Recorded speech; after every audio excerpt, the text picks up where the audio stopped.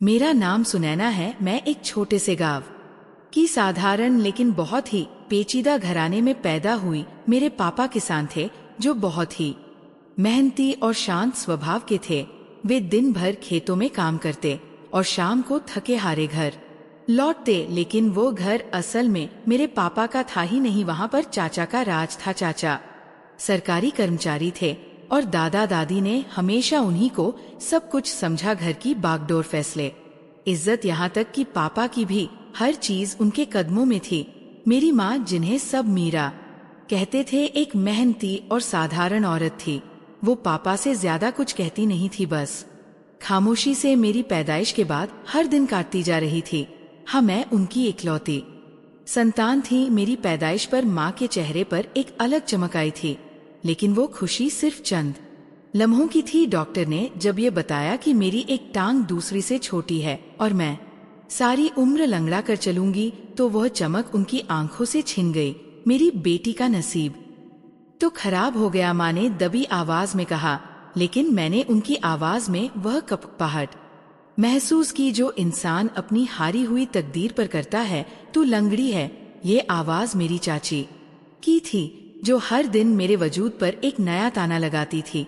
उनकी 3 संतानें थी, 2 बेटियां और एक बेटा। बड़ी बेटी गुड़िया को तो जैसे मेरा मजाक उड़ाने का लाइसेंस मिला हुआ था।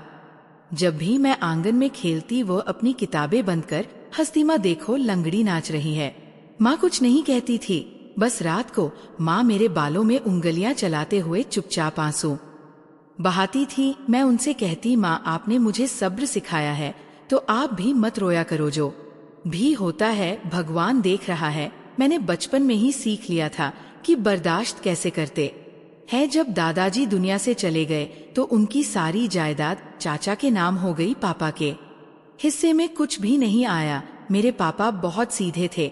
उन्होंने कभी अपने अधिकार के लिए आवाज नहीं उठाई। शायद वो समझते थे कि बेटे के ना होने की सजा उन्हें उम्र भर भुगतनी पड़ेगी, और शायद मेरी लाचारी ने भी उनके दिल से ये उम्मीद निकाल दी थी कि अब कुछ बदल सकता है। मेरी चाची का लहजा हर दिन तेज होता गया। अगर कभी मैं माँ के साथ कुछ बनाने बैठ जाती तो वह टोक देती, टूटी चीजें सिर्फ मनुष्यत लाती है, अपने कमरे में चली जा। और मैं चुपचाप वापस चली जाती। मेरी दुनिया, मेरी किताबें थी। स्कूल में मेरी टीचर मुझे बहुत पसंद करती थी। कहती थी, सुनैना, तुम बहुत होनहार हो, भगवान तुम्हारे साथ है। ये सुनकर मुझे अपने वजूद की थोड़ी अहमियत महसूस होती थी। लेकिन स्कूल से घर आते ही सब कुछ बदल जाता। यहाँ ना तो तारीफ थी, ना कदर। मैं कभी अपनी चाची के बेटे के जूते ठीक कर रही होती, तो कभी गुड़िया के कपड़े तय कर रही होती। यही काम थे जो मुझे इज्जत नहीं, सिर्फ तरस दिलाते। एक दिन माँ मुझे देखकर कहने लगी, सुनैना, तुम भगवान की बनाई हुई खास रचना हो। उसने तुम्हें हम पर रहम करके दिया है। मैंने उनके हाथ पकड़े। माँ, आप मेरे लिए भगवान का सबसे बड़ा इनाम हो। मैं जानती हूँ जो दुख आज है, कल भगवान उनका हिसाब लगाएगा। लेकिन कभी कभी माँ चुपचाप छत पर जाकर बैठ जाती। मैं माँ से कहती, अगर कोई हमें कमजोर समझता है तो वो भगवान की मर्जी नहीं जानता। माँ मेरे सिर पर हाथ फेर कर मुस्कुरा देती, लेकिन उनकी मुस्कान में इतनी थकान होती कि क्या कहूँ। मैंने बचपन में ही समझ लिया था कि अपनी पहचान की जंग मुझे खुद लड़नी पड़ेगी। रात को जब सब सो जाते, मैं अपने बस्ते से किताबें निकालकर एक कोने में बैठ जाती।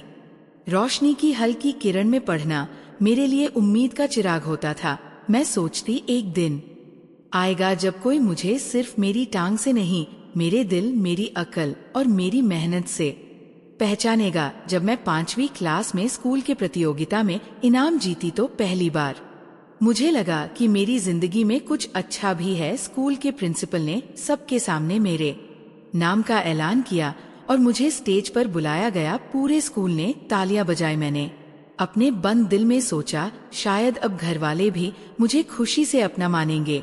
लेकिन जैसे ही मैं घर पहुंची, गुड़िया ने मेरे हाथ से सर्टिफिकेट छीना और जोर से हंसते हुए बोली, इस लंगड़ी को इनाम कैसे मिल गया? लगता है प्रिंसिपल को तरस आ गया होगा। मेरी चाची ने उसकी हाँ में हाँ मिलाते हुए कहा, पढ़ाई से क्या होता है, इसे तो घर में ही रहना है, कोई इसको नौकरी थोड़ी देगा। मेरी माँ ने धीमी आवाज में कहा, बच्ची अगर पढ़ लिख ले तो उसे भी सहारा मिल जाता है। मेरी चाची ने नाक चढ़ाकर जवाब दिया, सहारा जिसका खुद का पाँव ही टेढ़ा हो उसे कौन सहारा देगा। लोग तो ऐसी लड़कियों को तलाकशुदा आदमियों से भी नहीं ब्याहते। मैं उस वक्त चुप रही, कुछ कहना बेकार था, क्योंकि यहाँ किसी को मेरी काबिलियत की कदर नहीं थी, सिर्फ मेरी मजबूरी दिखती थी। एक दिन मेरी चाची माँ से कहने लगी, अब ज्यादा सोचने का वक्त नहीं है, सुनैना के लिए कोई बंदोबस्त करो, अभी उम्र कम है, शायद कोई विधवा या तलाकशुदा इंसान मिल जाए बाद में तो ये अपनी दहलीज पर ही बैठी रह जाएगी। माँ ने नजर नीची रखकर कहा, वह भी पढ़ना चाहती है। इस पर मेरी चाची तुरंत बोली, पढ़कर क्या करेगी, लड़की है, पढ़ेगी तो जुबान लड़ाएगी, तुम्हारी तरह चुप नहीं रहेगी। उस दिन मैंने पहली बार अपनी माँ की खामोशी में बेबसी नहीं डर देखा। वह डरी हुई थी कि अगर मेरी चाची नाराज हो गई तो चाचा घर का खर्चा भी बंद कर देंगे। मेरी चाची ने एक दिन एक रिश्तेदार को बुलाया। उस वक्त मैं रसोई में सब्जी काट रही थी। जब वे लोग आए तो मुझे बुलाया गया जैसे किसी चीज का मुआयना हो रहा हो।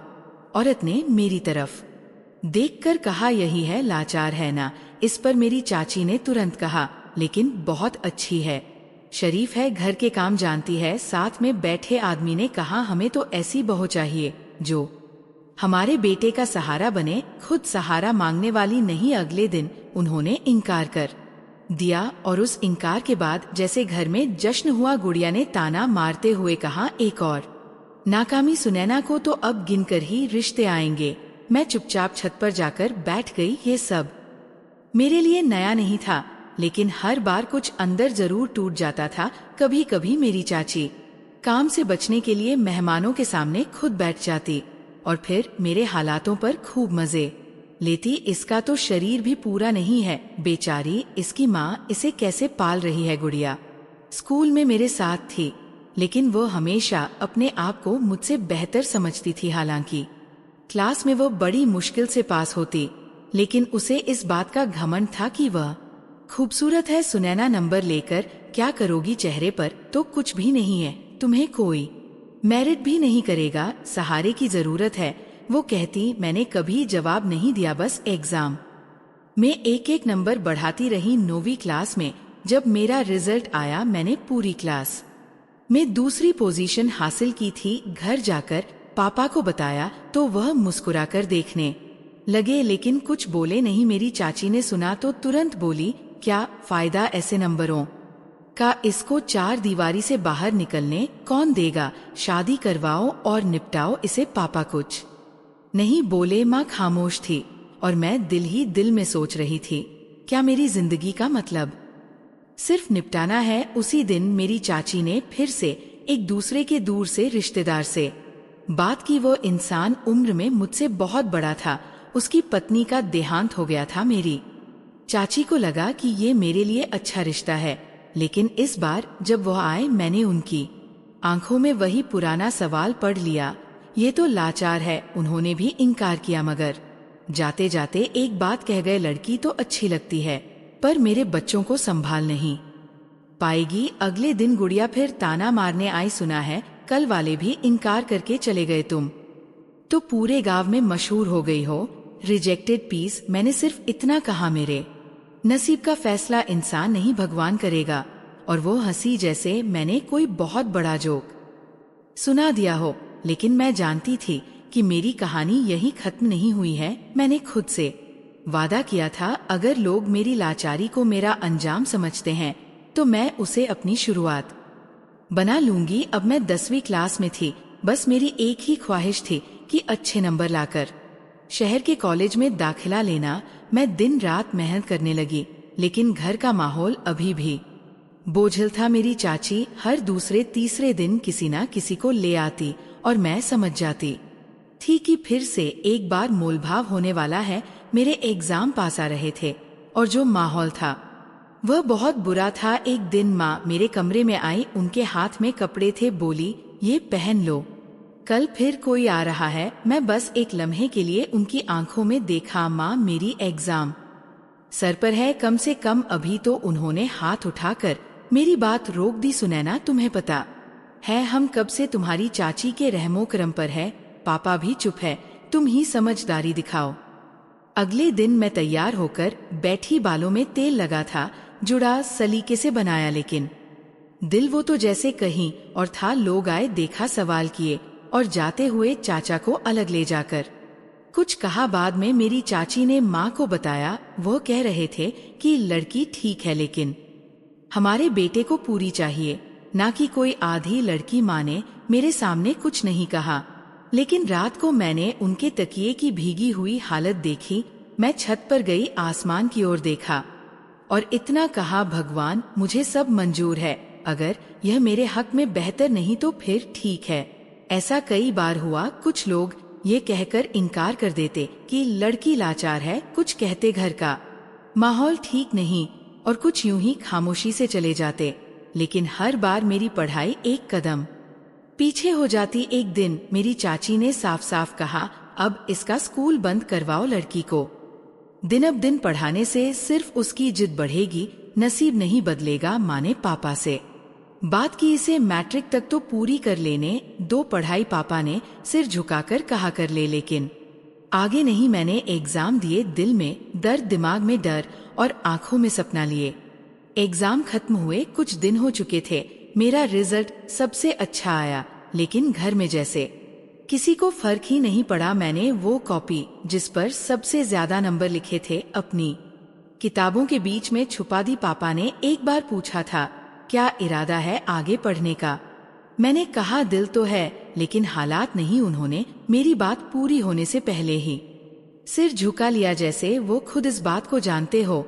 एक शाम माँ मेरे पास आई, चुपचाप बाल संवारने लगी। मैंने उनके चेहरे को ध्यान से देखा, आंखों के नीचे हल्के काले घेरे थे। बोली, बेटा, कल कुछ लोग आ रहे हैं, तुम्हारी चाची कहती है बहुत अच्छा रिश्ता है, लड़का अमीर है। मैंने कोई सवाल नहीं किया, बस इतना कहा, जो ठीक लगे वही करिए।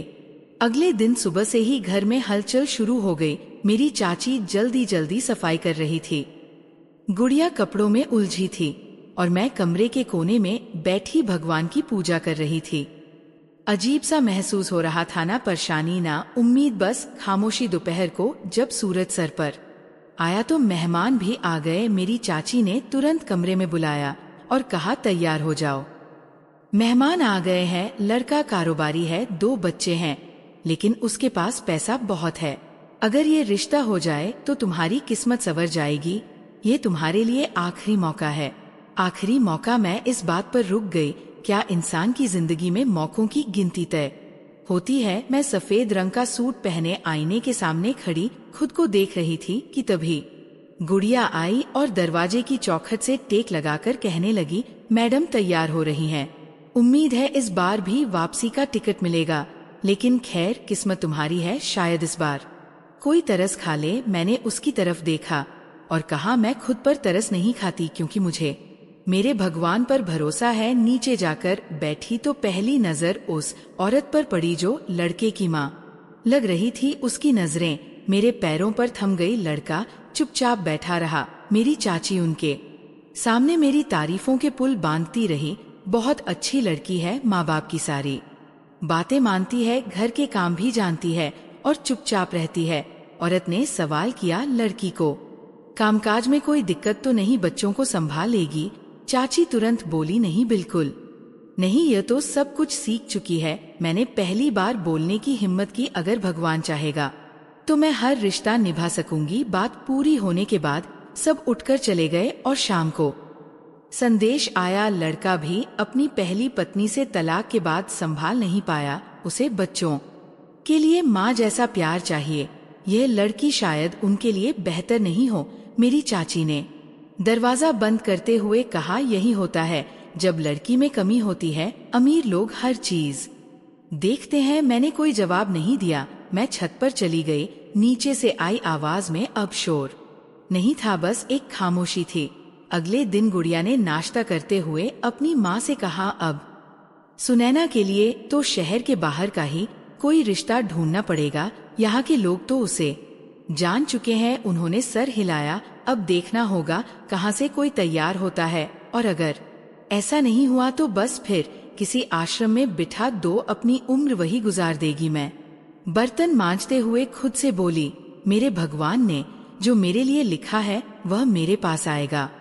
ना एक दिन पहले ना एक दिन बाद, उसी दिन से मैंने ये तय कर लिया था कि मैं ना खुद को रोकूंगी ना किसी के तानों को दिल में बिठाऊंगी।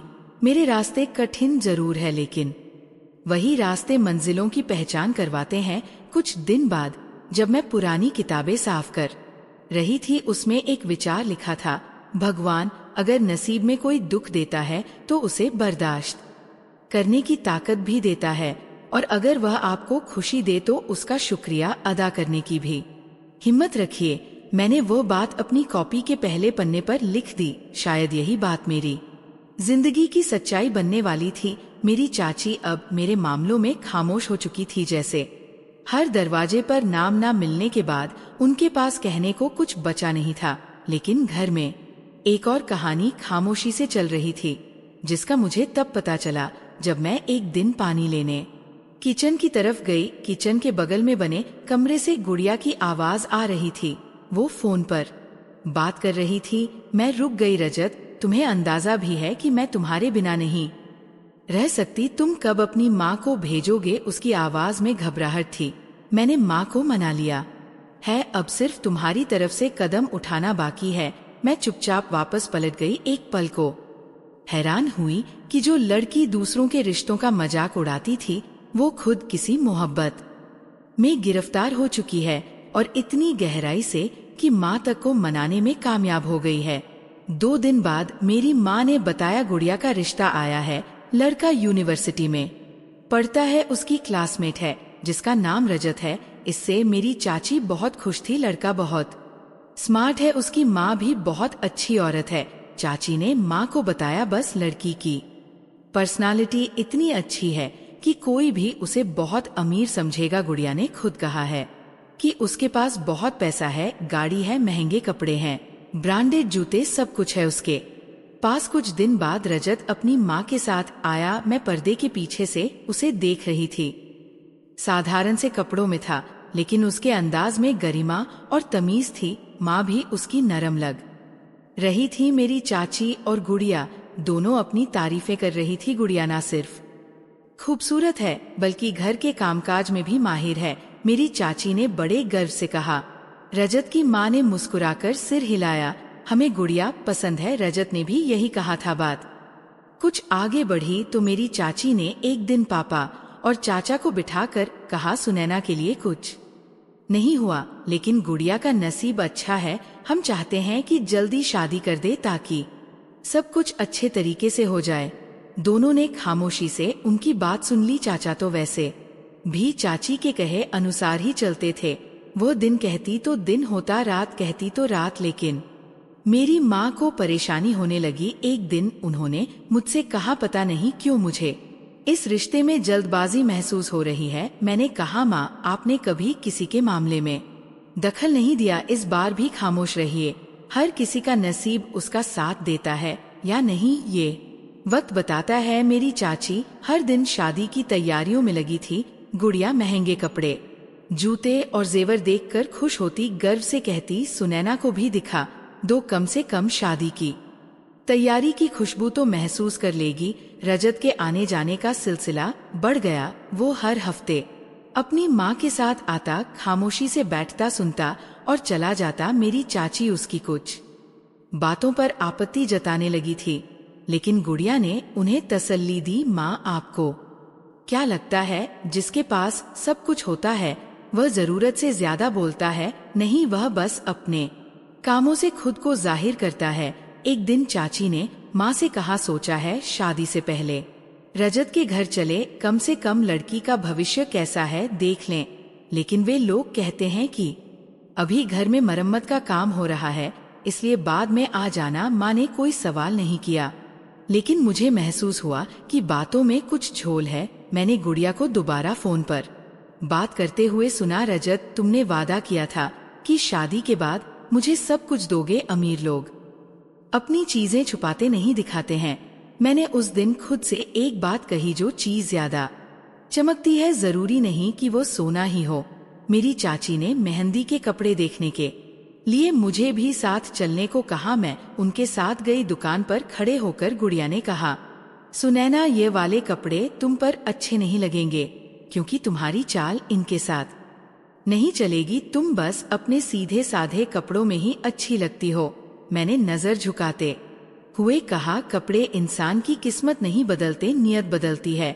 और वह हंसी जैसे कोई मजाक सुना हो। वापस आकर मैंने खामोशी से भगवान के आगे हाथ जोड़ दिए, शायद कोई इशारा मिल जाए। और इस वक्त मुझे एहसास हुआ कि ये रिश्ता, ये रजत और यह दिखावा सब कुछ जल्दी ही अपनी हकीकत दिखाने वाला है। शादी की तारीख करीब आ चुकी थी। घर पे जैसे खुशियों की बहार थी। मेरी चाची हर रोज नए काम गिनवाती। मेहंदी, बारात, रिसेप्शन, सबकी तैयारी जोरों शोरों पर थी। गुड़िया पूरे मोहल्ले में अपनी शादी की बातें गर्व से सुनाती। रजत के घर में तो मैं राज करूंगी। माँ कहती है मेरी किस्मत का सितारा बहुत चमक रहा है। चाचा अब तक खामोश थे, मगर एक दिन चाची ने कहा, अब बस ये काम रह गया है कि एक बार रजत का घर देख लें, हमें भी तसल्ली हो कि लड़की कैसे घर में जा रही है, माहौल कैसा होगा। चाचा ने तुरंत हामी भर दी। अगले दिन दोनों पति पत्नी तैयारी करके निकले। गुड़िया ने जाते वक्त कहा, माँ बस देख लीजिएगा, महल ही होगा। रजत हमेशा कहता है कि उसे सादगी पसंद है, इसीलिए सब कुछ बाद में दिखाऊंगा। शाम के करीब वापसी हुई और मेरी चाची का चेहरा पीला पड़ा था। चाचा खामोश, जैसे उन्हें सांप सूंघ गया हो। माँ ने सवालिया निगाहों से देखा, क्या हुआ। चाची ने बैठते ही पानी मांगा और फिर कांपती आवाज में कहा, वो रजत तो एक झोपड़ी में रहता है, कच्ची दीवारें, टपकती छत और एक कमरे का मकान। गुड़िया कमरे से निकली। क्या मतलब, आपने गलत देख लिया होगा। मेरी चाची ने गुस्से से कहा, मैं अंधी नहीं हूँ, तुमने हमें धोखा दिया है। तुमने कहा था वह बहुत अमीर है, उनके पास तो अपनी गाड़ी भी नहीं है। गुड़िया भागकर कमरे में गई और फिर कॉल करने लगी। मोबाइल बंद था। इधर चाची बड़बड़ाती रही, हमने अपनी बेटी को उन्हें क्या समझकर देने का फैसला किया था, वो तो खुद ही मोहताज है। अगले दिन शादी थी, लेकिन रजत की तरफ से कोई जवाब नहीं आया, ना फोन ना कोई मेहमान। माँ परेशान थी। मेरे चाचा और चाची बहुत फिक्रमंद थे। वे लोग गुड़िया पर गुस्सा निकाल रहे थे। दिन ढल रहा था कि अचानक 4 लोग दरवाजे पर आए। रजत, उसकी माँ और कुछ जान पहचान वाले, साथ में छोटा सा बैंड भी था और शादी कराने वाले पंडित जी भी। मेरी चाची ने कमर पर हाथ रखकर कहा, ये कैसा मजाक है, हमने तुम्हें क्या समझा और तुम क्या निकले, तुम तो मजाक बनाकर आ गए हो।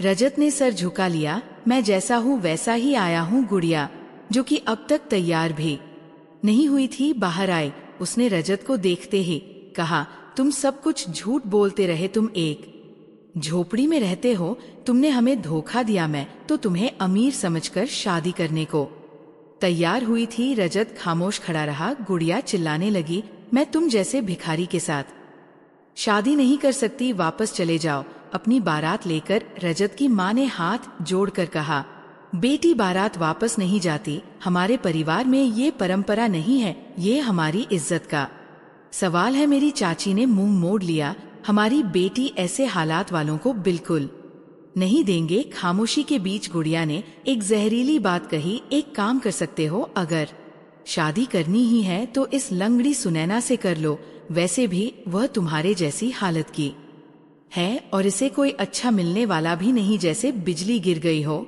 सब चौंक गए। माँ की आंखें नम हो गई। मैं दरवाजे की चौखट पर खड़ी थी, सब कुछ सुन रही थी। रजत ने मेरी तरफ देखा, फिर चाची और चाचा की तरफ। अगर आप लोग इजाजत दे तो मैं सच में सुनैना से शादी करना चाहता हूँ। मेरी चाची की आंखें फैल गई, क्या तुम पागल हो गए हो। रजत की माँ ने धीरे से कहा, हाँ हमें सुनैना पसंद है, हमें इज्जत की जरूरत है और सुनैना में वह सब है। पापा आगे बढ़े, अगर सुनैना तैयार है तो फिर हम भी तैयार हैं। सबकी नजरें मुझ पर थी। मैंने दिल से एक बार फिर भगवान का नाम लिया, शायद यह मेरे लिए बेहतर था, और मैं खामोशी से सर हिला दिया। रजत मुस्कुरा दिया और पंडित जी ने शादी शुरू की मंत्र पढ़े जा रहे थे और मैं एक एक करके सारे रस्मों रिवाज निभा रही थी।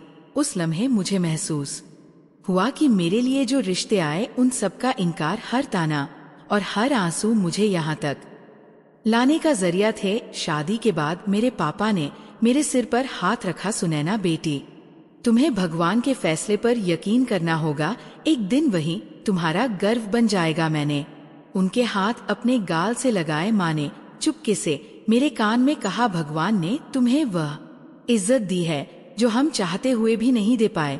बारात रवाना हुई। सबकी नजरें आपस में एक दूसरे से टकरा रही थी। गुड़िया, जो अभी भी दरवाजे के पास खड़ी थी, नजरें चुरा रही थी। मेरी चाची बार बार चाचा को बोल रही थी, जैसे हर इल्जाम उन्हीं पर डाल रही हो, मगर अब सब बेकार था। मैं दुल्हन बन चुकी थी, उससे इंसान की जो कल तक गुड़िया का सपना था। गाड़ी में बैठकर मैंने आखिरी बार अपने पुराने घर की तरफ देखा। ना आंसू थे ना पछतावा, बस एक सुकून था, खामोश सा सुकून जो दिल में उतरता है। रास्ते में रजत ने खामोशी तोड़ी। आपने मुझ पर भरोसा किया, इसके लिए थैंक यू। मैंने सिर्फ इतना कहा, जिस पर भगवान का कर्म हो वह दूसरों पर भी भरोसा कर सकता है। गाड़ी शहर की गलियों से होते हुए एक अलग रास्ते पर मुड़ गई। मैं सोच रही थी कि झोपड़ी शायद किसी वीरान इलाके में होगी, लेकिन रास्ता तो शहर के पौश इलाके की तरफ जा रहा था। मैं कुछ बोलने ही वाली थी कि रजत ने अचानक गाड़ी एक बहुत बड़े शानदार गेट पर रोकी। मैं चौंक गई। रजत मुस्कुराया। हाँ, हम पहुंच गए। दरवाजा खुला, गाड़ी अंदर गई और मेरे सामने एक शानदार आलीशान हवेली खड़ी थी। बड़े बड़े पिलर, बहुत अच्छे से तराशी हुई खिड़कियां और बाहर का लॉन जैसे किसी फिल्म का नजारा हो। मैं हक्का बक्का रह गई। दरवाजा खुलते ही नौकरानियों ने फूलों की बारिश की और एक उम्रदराज औरत ने मेरे माथे पर टीका लगाया। स्वागत है तुम्हारा बेटी, ये घर अब तुम्हारा है। मैं दरवाजे पर खड़ी सोच रही थी कि जो इंसान खुद को झोपड़ी वाला कहता रहा, वह इस महल में कैसे रहता है। फिर उन्होंने धीरे से कहा, लीजिए, आपको आपका कमरा दिखा देता हूँ। अंदर दाखिल होते ही हर चीज एक नई दुनिया की झलक थी। कालीन, झूमर, एक से एक सब कुछ महंगा। जब कमरे में दाखिल हुई तो वहाँ हर चीज मेरा इंतजार कर रही थी।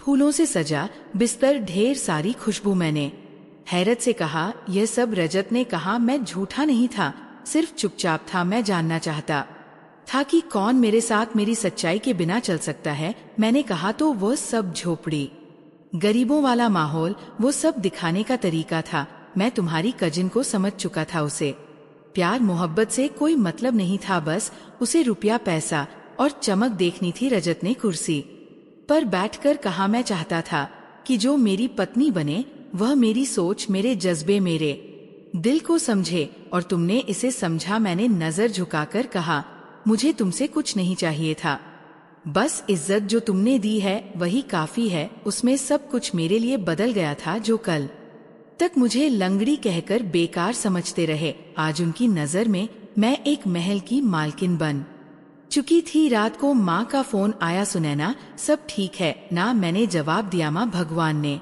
जो सोचा था वह हमारी सोच से भी ज्यादा बेहतर निकला। मैं ठीक नहीं, बहुत अच्छी हूँ। अगली सुबह नाश्ते की मेज पर रजत ने कहा, आज घर वालों को दावत दी है, खास तौर पर तुम्हारी चाची और गुड़िया को। वे आएंगे तो खुद देखेंगे कि सच्चाई क्या है। मैंने कुछ देर सोचा, फिर कहा, ठीक है, शायद यही वक्त है कि सब सच्चाई पता चल जाए। दिन भर मैं तैयार होती रही। नौकरानियां मेरे आगे पीछे घूम रही थी। बहुत अच्छे पकवान तैयार हो रहे थे। शाम को दरवाजा खुला और मेरी चाची, चाचा, गुड़िया और कुछ रिश्तेदार अंदर आए। मेरी चाची का चेहरा देखने लायक था। उनकी आंखें महल की दीवारों को निहार रही थी। गुड़िया तो जैसे पत्थर बन गई थी। उसने दरवाजे पर कदम रखते ही कहा, ये तो झोपड़ी थी, तुमने हमें धोखा दिया। रजत ने कहा, नहीं, सच्चाई देखने के लिए धोखा नहीं दिया, बस तरीका बदला था। सब खामोश थे। मैंने पहली बार गुड़िया की तरफ देखा, वो नजरें चुरा रही थी। मैंने कहा, तुमने कहा था मेरे जैसी लंगड़ी को यही मिलना चाहिए। तुम ठीक कहती थी, क्योंकि मैंने कभी किसी को दिखावा नहीं किया, ना ही किसी से झूठ बोला। मेरे चाचा कुछ कहने वाले थे कि चाची ने उनका हाथ पकड़कर रोक दिया। रजत ने सबको खाने की दावत दी और मैं आज अपने नए मुकाम पर खड़ी थी। इतना सोच रही थी कि ये किस्मत का बदलाव नहीं, भगवान का इंसाफ है जो वक्त पर और बेहतर सूरत में सामने आया है। उसी रात सब मेहमान चले गए तो घर में ही खामोशी थी। रजत खिड़की के पास खड़े होकर बाहर की रोशनी देख रहे थे और मैं चुपचाप उन्हें देख रही थी। दिन भर के हंगामे के बाद पहली बार हम अकेले थे। मैंने धीरे से कहा, जो कुछ हुआ वो सब सपने जैसा लगता है। रजत ने मुस्कुराकर मेरी तरफ देखा, लेकिन ये सपना नहीं, हकीकत है। बस कुछ वक्त पहले जो तुमने देखा वो मेरी जरूरत से ज्यादा सच्चाई थी जो मैंने छुपाई। मैंने नजरें उसकी आंखों में गड़ा दी। झोपड़ी में रहने का दिखावा क्यों किया? वह कुर्सी पर बैठ गया। उसका जवाब तुम्हारे सवाल से बड़ा है। मैं खामोशी से उसके सामने बैठ गई। उसने कहना शुरू किया, जिस दिन मैं तुम्हारे घर पहली बार आया वह दिन मेरी जिंदगी का बेहतरीन लम्हा था। गुड़िया के व्यवहार ने मेरे अंदर एक उलझन पैदा कर दी थी। उसी दिन तुम दरवाजे के पीछे छुपी खड़ी थी और गुड़िया सबके सामने तुम्हें लंगड़ी कहकर पुकार रही थी। मैं हैरान था कि वह किसी इंसान को इस तरह बेइज्जती का निशाना कैसे बना सकती है। मैंने कहा, वह तो बरसों से ऐसे ही करती है। मेरे लिए कोई नई बात नहीं थी। रजत ने मेरी बात पर सिर हिलाया, लेकिन मेरे लिए तो नई थी। मैंने सोचा, जो इंसान दूसरे इंसान की इज्जत नहीं कर सकता वो कभी रिश्ता नहीं निभा सकता, फिर वो चाहे कितना भी खूबसूरत क्यों ना हो। उसी दिन मैंने फैसला किया कि गुड़िया से कोई वादा नहीं करूंगा, लेकिन मैंने ये तय किया कि अगर मैं इनकार करूं तो उसे झूठा लगेगा। इसलिए मैंने उसे अपनी सादगी दिखाई। मैं चाहता था कि अगर उसके प्यार में सच्चाई है तो वह किसी भी हाल में मेरा साथ देगी, और वरना वह खुद ब खुद पीछे हट जाएगी और फिर मुझे कामयाबी मिलेगी। मैंने पूछा, लेकिन आपने मेरे साथ शादी क्यों की? सिर्फ गुड़िया से बदला लेने के लिए? रजत ने इनकार किया। नहीं, बिल्कुल नहीं। तुम्हारे साथ शादी मेरा फैसला नहीं, मेरी खुशकिस्मती थी। मैं तुम्हें पहली बार देखकर ही समझ गया था कि तुम किसी और के जैसी नहीं हो। तुम्हारी खामोशी में ताकत है, तुम्हारा सब्र तुम्हारी खूबसूरती से कहीं ज्यादा कीमती है। मैंने कहा, मैं तो खुद को कभी खास समझती नहीं थी। उन्होंने कहा, लेकिन मैं तो समझता था। मैं जानता था कि तुम वही इंसान हो जिसके साथ जिंदगी बिताई जा सकती है, इज्जत और सुकून के साथ। मैंने कहा, आपकी माँ ने कोई ऐतराज नहीं किया? शुरू में उन्हें हिचक थी। उन्होंने कहा, लेकिन जब मैंने सच बताया कि तुम मेरी पसंद हो, इसलिए नहीं कि तुम गुड़िया के कजिन हो, बल्कि इसलिए कि तुम एक अच्छी इंसान हो, तो वो निश्चिंत हो गई। मैंने कहा, ये सब सुनकर ऐसा लगता है जैसे मेरी हर परीक्षा, हर आंसू किसी ना किसी मकसद के तहत थे। बिल्कुल था, रजत ने कहा। हर दुख जो तुमने सहा उसने तुम्हें वह बनाया है जो तुम आज हो, और यही तुम्हारी सबसे बड़ी कामयाबी है। मैंने पूछा, और तुमने ये सब गुड़िया को क्यों नहीं बताया?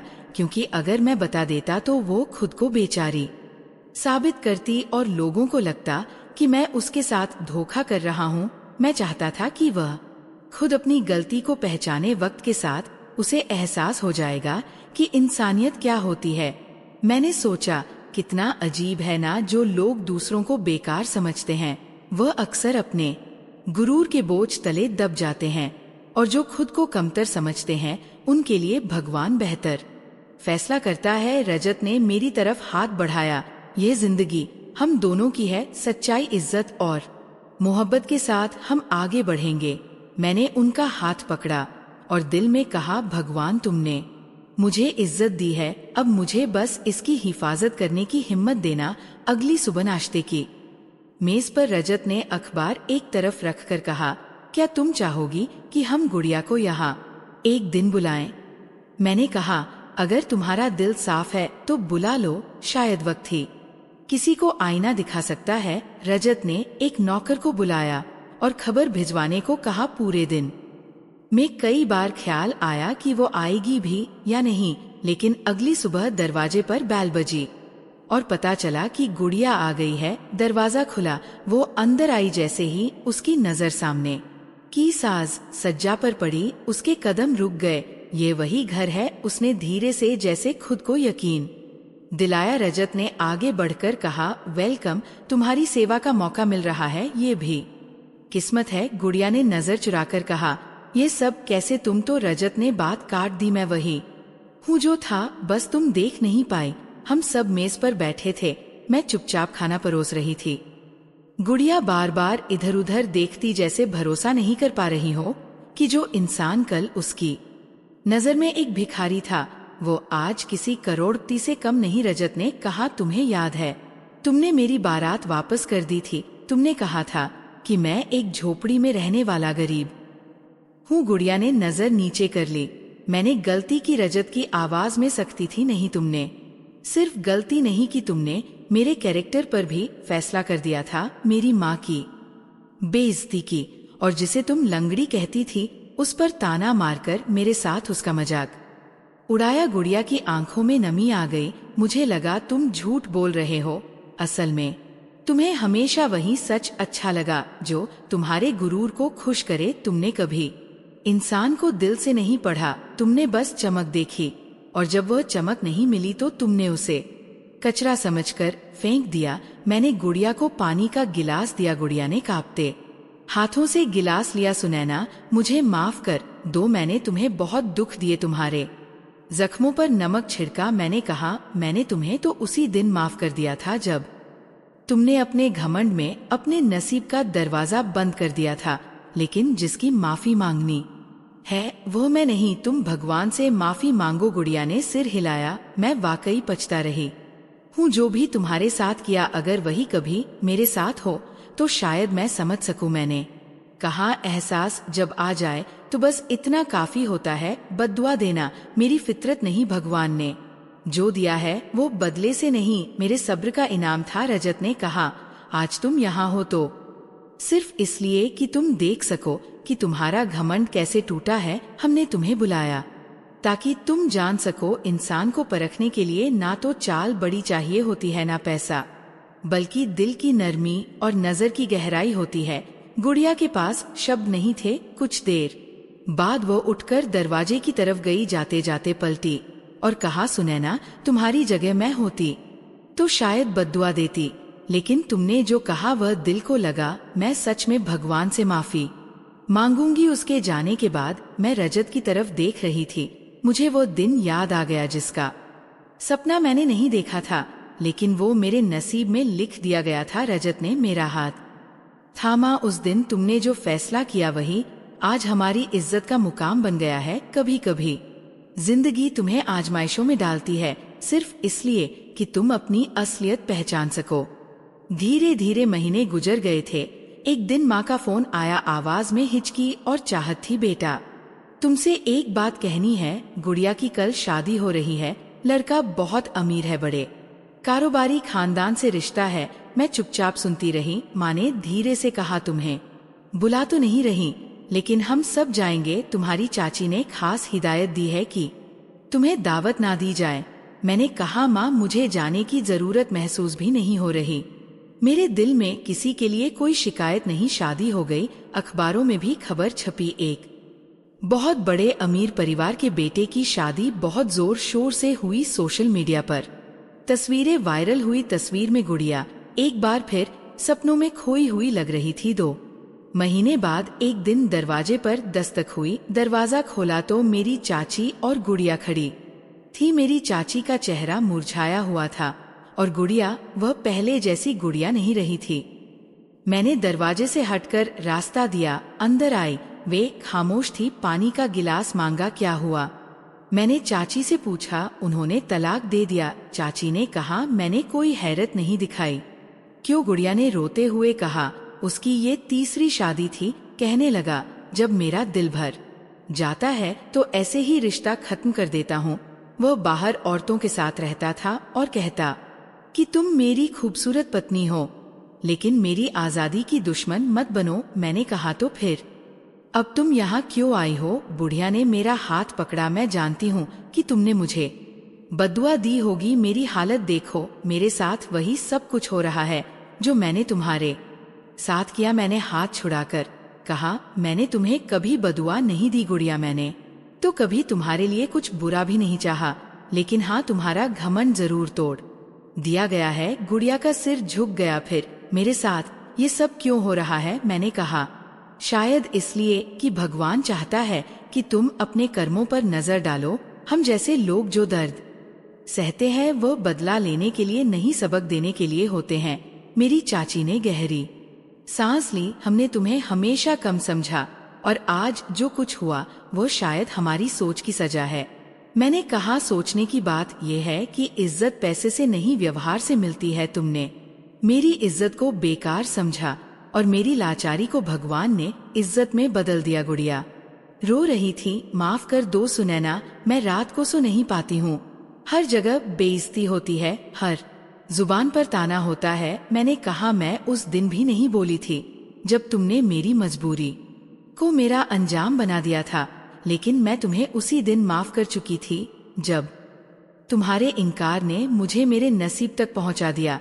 लेकिन एक बात याद रखो, माफी मांगनी है तो भगवान से मांगो, वही है जो सब बदल देता है, किस्मत भी। गुड़िया बोली, मुझे रास्ता दिखाओ सुनैना, मैं थक चुकी हूँ।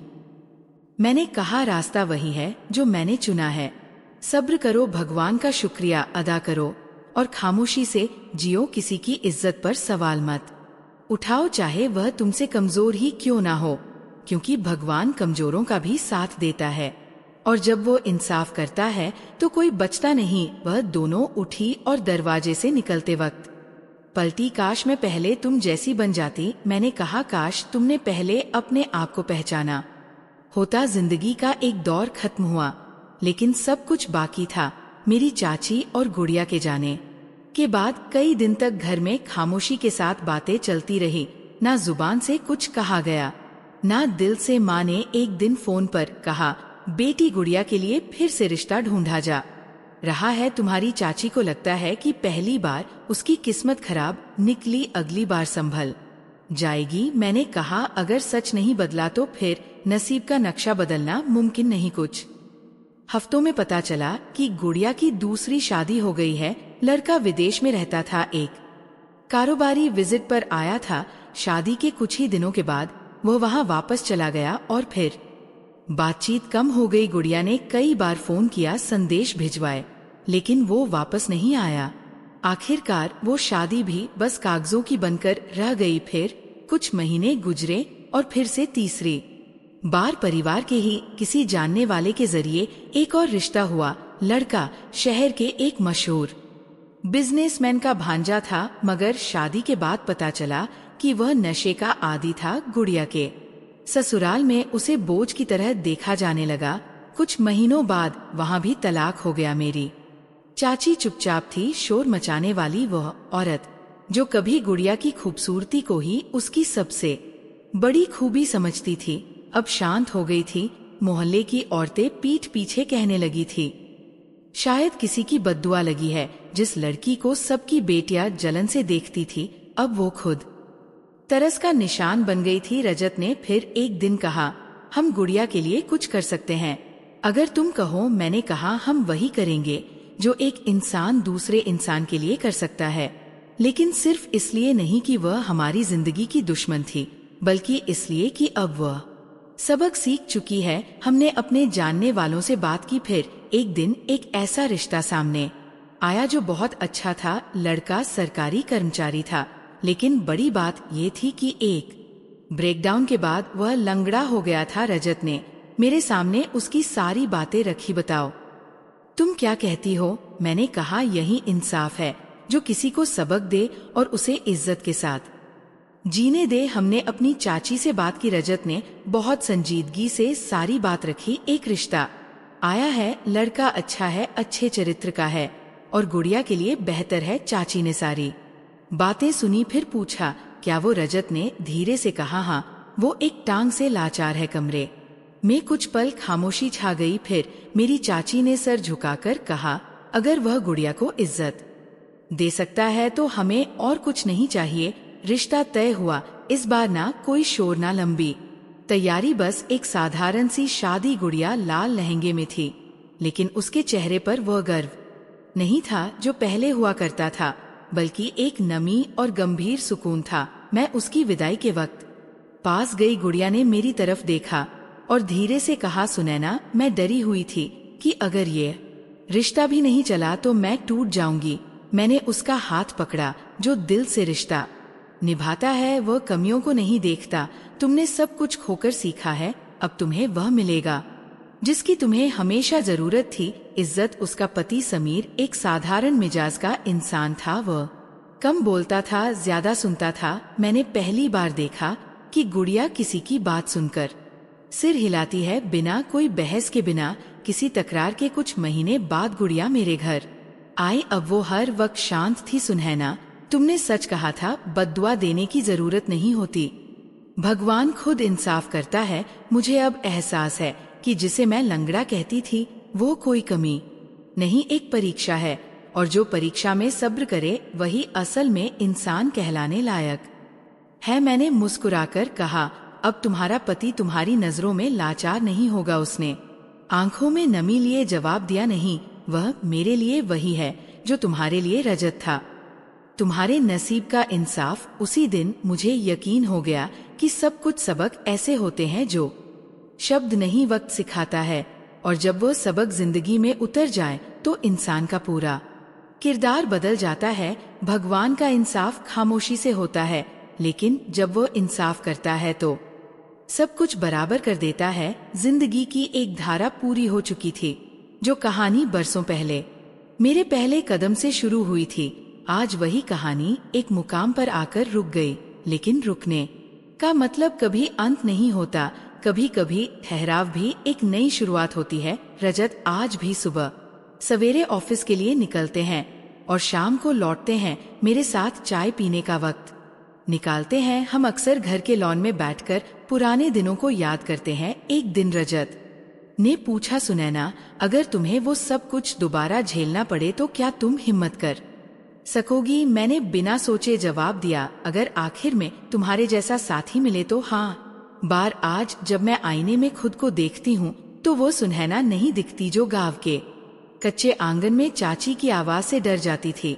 आज जो औरत सामने दिखती है उसने हर ठोकर, हर जख्म, हर इनकार को अपनाया है और फिर भी खुद को संजो कर रखा है। फिर एक दिन गुड़िया समीर के साथ हमारे घर मिलने आई। मैंने कहा, तुम तो बहुत बदल गई हो और यही तुम्हारी सबसे बड़ी जीत है। उसने कहा, मुझे भगवान के फैसले पर शक नहीं होता। जो दुख तुम्हें मिले वही मेरे नसीब में लिखे गए, ताकि मैं वह बन सकूं जो कभी तुम्हें ताना देकर खुद को ऊंचा समझती थी। मैंने कहा, जो खुद को बहुत बुलंद समझता है भगवान उसे झुकाना जानता है, और जो खुद को कमजोर मान ले भगवान उसका हाथ थाम लेता है। एक दिन स्कूल की मैडम से मुलाकात हुई। उन्होंने कहा, तुम वही सुनैना हो ना जिसे सब लंगड़ी कहकर बुलाते थे? तुम्हारी खबरें सुनती रहती हूँ। तुमने अपनी किस्मत खुद लिखी है। मैंने कहा, नहीं, ये तो सब भगवान की कृपा है। मैंने तो बस उन पर भरोसा रखा। स्कूल वालों ने मुझसे बच्चियों से बात करने के लिए मदद मांगी।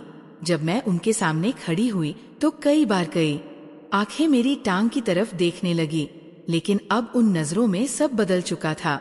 मैंने कहा, बच्चियों, अगर कभी तुम्हें किसी ने तुम्हारे शरीर, सूरत, हालात या घर की वजह से तोड़ने की कोशिश की हो तो रुक जाना ना, उनसे लड़ो ना। जवाब दो, बस चुपचाप भगवान से प्रार्थना करो, क्योंकि वही तुम्हारे सवालों का जवाब देगा। कमरे में खामोशी छा गई। किसी ने आंखों में आए आंसुओं को छुपाया। वापसी पर रजत ने कहा, आज तुमने वह बात कही जो शायद बहुत से दिलों में उम्मीद जगा देगी।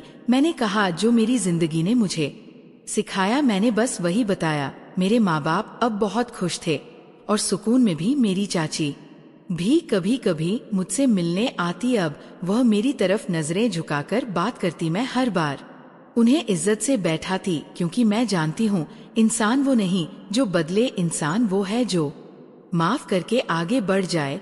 आज अगर कोई मुझसे मेरी कहानी पूछता है तो मैं बस इतना कहती हूँ, सब्र करो और बाकी सब भगवान पर छोड़ दो। मैं वह लड़की हूँ जिसे कभी लंगड़ी कहा जाता था।